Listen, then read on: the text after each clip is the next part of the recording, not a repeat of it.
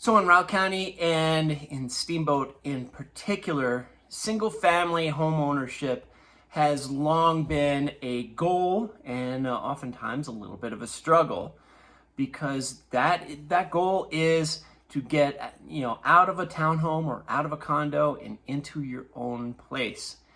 And lately, that is becoming more and more difficult to do, especially with the rise in prices.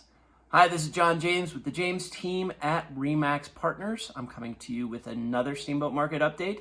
This for March 2022, and the type segment of single-family homes. And like I said, this is something that a lot of people aspire to. Living in a resort town, you have a lot of condos, you have a lot of townhomes that to get rented out, and you could own a condo and a townhome here, but a single-family home is certainly something very sought after. Well, if you look at what's going on in the market there, it's definitely a little bit more difficult. It's going to cost you a little bit more to make that happen. And so let's look at kind of those main indicators in what's going on in the single-family home market for March and see where this goes. Starting with the median sold price, and this kind of really tells the whole tale. So last year in March, it was $809,000 to buy a single-family home in Routt County.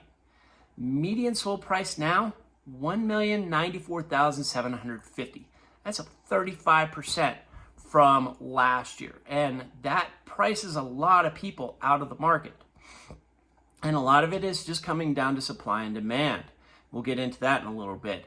But here's a big key, is that the number of sales are down by 15%. Where we had 508 last year, we're down to 433 sales. And we're just not seeing too many come on the market for us to sell. And while there was an uptick in January to February, it's certainly down from February to March. So we're not just seeing a year over year, but a month over month change in the number of sales. And looking at it all together, though, even though there were fewer sales, that 35% in the sales price made the volume go up quite a bit from close to 596 million last year. It went up to 625,370,822. That's a 5% increase in total volume, money changing hands. So where's this coming from? Why is it so high right now? And it really comes down to inventory. It now only takes about 11 days to go from listing to contract to get a house sold. That's off by 2/3 of what it was last year when it was 32 days. And the month supply, we're down to 2.1 months. And to give you a context, it took 4.3 months to sell everything, to be able to sell everything in the market for single family homes last March. 2.1 months, that's down 51% from where we were. We talk a little bit about the active listings. So if we have new listing coming in and then sales, what's the rolling average? What do we have for active listings throughout the month of March? That is down 42%, when we now have 82 active listings on the market for March compared to 149 last year. And new listings are just not keeping up. We had 560 new listings last year. This year, 445. That's down 20.5%. As a comparison, so that 445 number is interesting to note. The number of new listings in June of 2020, when we were just starting to come out of lockdown, was 442. So that was certainly a low right here. We're getting lower and lower to that point. Makes it a little tougher to sell a home when you don't have a home to sell, and those prices get jacked up because everyone wants them. All right, looking at the sales to list price ratio, we have it at 98.8%, which is 1.3% over last year's. Again, this is what it sells for in comparison to what it was listed for. There's a little bit of wiggle room right there, but not very much. And the price per square foot is up by 28%.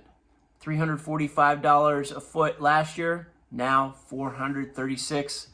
The price per square foot, kind of mirrors the median sold price and doesn't really show any sign of slowing. Here's an interesting thought. Price reductions, they're up by about 2. We had 9 price reductions last year in March for single family homes. It's now up to 11, meaning that it's, we're seeing some sellers getting some pushback on price. If they start to go way over, the buyers will just go, no, that's not right. And finally, the pending listings, what we can expect for April, those are down 28%. We had 561 last year, now down to 402, meaning that our sales in April will very likely be lower than they were last year.